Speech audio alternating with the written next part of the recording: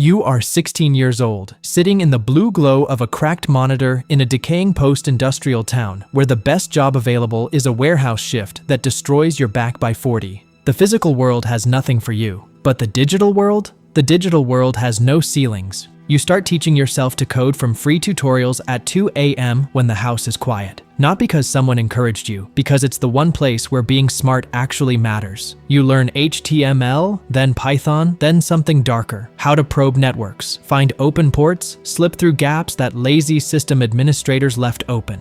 At first, it's just curiosity. You're not stealing anything, you're just looking. But looking leads to touching, and touching leads to taking. You find the forums, hidden corners of the internet where people trade stolen credentials, cracked software, and zero-day exploits like baseball cards. You start small, a phishing page here, a stolen Netflix account there, petty stuff, digital shoplifting. But the forums go deeper, and you keep going deeper with them. Nobody knows your name here, nobody knows your face. Out here, you're not a broke kid in a dying town, you're whoever you want to be. Age 19, the syndicate. By 19, you're not a script kiddie anymore.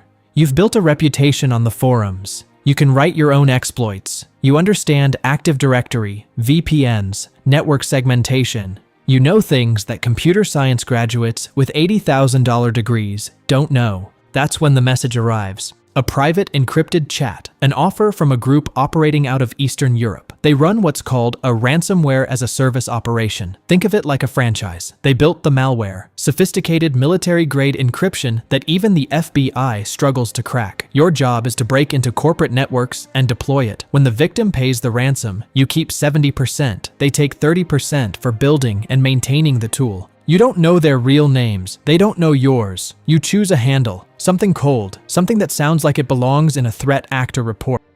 That handle becomes your new identity. The work is nothing like the movies. There are no dramatic countdowns or Hollywood hacking sequences. It's 16-hour days of grinding. You scan thousands of IP addresses looking for vulnerabilities. You craft spear phishing emails so convincing that senior executives click them without a second thought. You spend weeks inside a target network before you ever touch anything, moving silently, escalating your privileges one level at a time, mapping every server, every backup, every weak point. Your room stops looking like a bedroom. Empty energy drink cans line the desk. Blackout curtains stay shut around the clock. You lose track of days. The only clock that matters is the one counting down to your next breach. Age 22, the money. You get good at this, disturbingly good. Your specialty becomes what the industry calls big game hunting, targeting mid-sized companies that are large enough to have real money, but too small to have serious security teams. Manufacturing firms, regional logistics companies, law firms, accounting offices. The playbook is always the same. Get in, move quietly, find the backups, and destroy them first. Exfiltrate the sensitive data. Then, and only then, detonate the encryption across every machine simultaneously. The ransom notes are clinical, almost corporate. You even have a customer service portal where victims can chat with you to negotiate. You've thought about this. A company that believes it can negotiate is a company that will eventually pay. Your first $500,000 ransom hits your crypto wallet at 3 a.m. on a Wednesday. You stare at the number for a long time. You are 22 years old and you have more money than your parents will earn in the next decade combined, and not a single person in your life knows. You can't deposit it in a bank. You can't buy anything that requires a paper trail. You convert it slowly, carefully. Crypto tumbling services, peer-to-peer exchanges, small amounts to prepaid cards. It takes months to access what you earned in days. But the money is real. The life you're building, invisible, untouchable, and very quiet, is real. You tell yourself it's victimless. Insurance covers ransomware.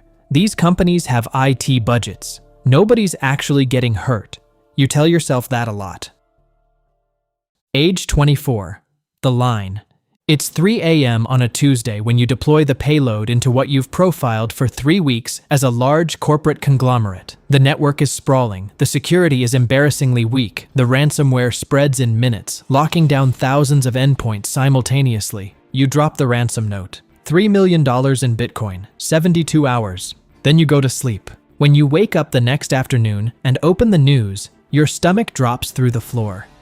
It's not a corporate conglomerate, it's a regional healthcare network, 11 hospitals across 3 states. The headlines are immediate and brutal. Ambulances being diverted, surgeries canceled, nurses writing patient vitals on paper because the screens are black. A hospital in Ohio is airlifting patients to facilities an hour away because their emergency systems are offline. You sit in your chair and you cannot move. For 3 years, you have hidden behind abstraction, targets, endpoints, data, numbers on a screen. You have never once allowed yourself to think about the actual humans on the other side of the networks you've crippled. That wall just collapsed. You open the encrypted chat with the cartel admins and you type fast. You made a mistake. Wrong target. Send the decryption key. We'll find another hit. The response comes back in minutes.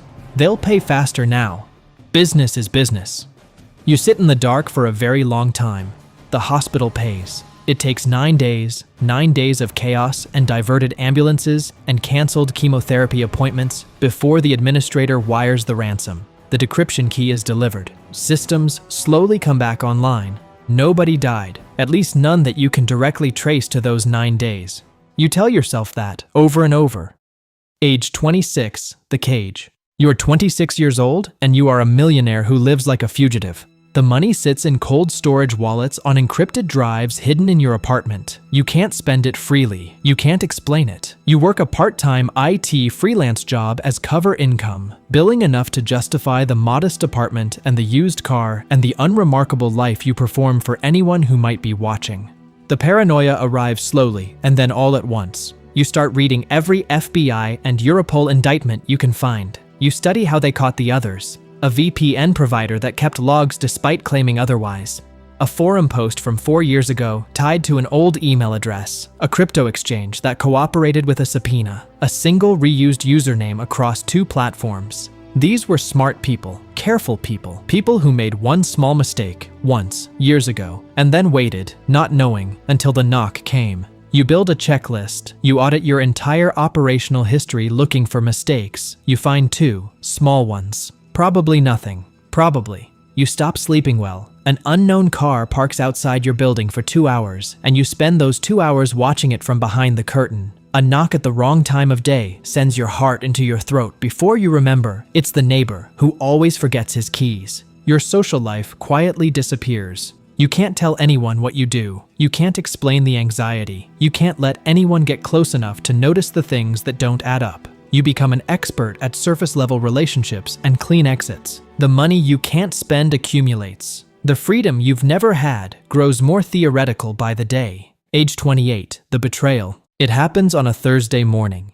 You wake up and open your secure communications channel and find nothing. Not silence, actual nothing. The servers are gone. The forums are plastered with law enforcement seizure banners. Your affiliate dashboard, where your uncashed earnings sit, returns a connection error. You spend 6 hours trying to verify what you already know. The cartel is gone. Leadership pulled an exit scam. They drained the affiliate wallets, wiped the servers, and disappeared with millions of dollars belonging to every operator they'd spent years recruiting and relying on. Your cut of 4 months of completed ransoms, gone. But the money is the smaller problem. The servers are in law enforcement custody, which means the logs are in law enforcement custody. You don't know what was kept. You don't know what was encrypted. You don't know if your handle, your Bitcoin addresses, your attack patterns left enough of a trail to connect back to you. You have no way of knowing. That's the worst part. You destroy your primary machine that afternoon. Hard drives out, physically shattered, then burned. You wipe everything connected to your operation and spend the next 2 weeks doing nothing but reading every news article about the seizure, looking for any hint about what the investigators found. Nothing specific, just vague statements about ongoing investigations. Arrests expected in the coming months. Months, plural. You start planning.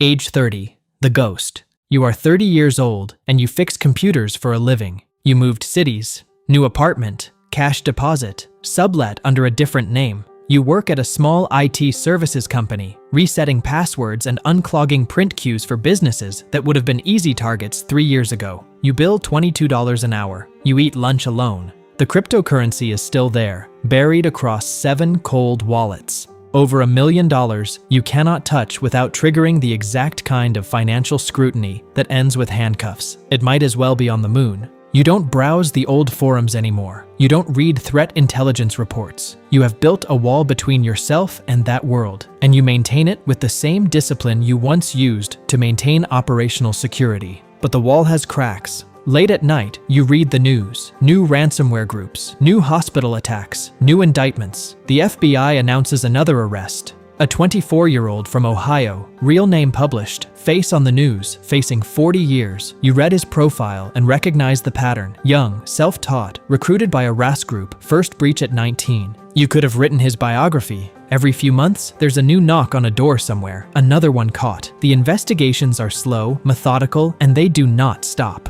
The FBI's cyber division does not close cold cases. They wait. You check the locks before bed. You park facing the exit. You keep a bag packed with cash and a burner phone in the back of your closet. You are not in prison. By every legal definition, you are a free man. You wake up when you want, eat what you want, go where you want. But the sentence started the moment you deployed that first payload, and it has no end date. You escaped the FBI. You survived the exit scam. You walked away from a life that swallows most people whole. And you are still, every single day, waiting for the knock. That's the thing nobody tells you when you're 16 years old, staring at a cracked monitor in a dying town, convinced that the digital world is the way out. It's not a way out. It's just a different kind of locked room.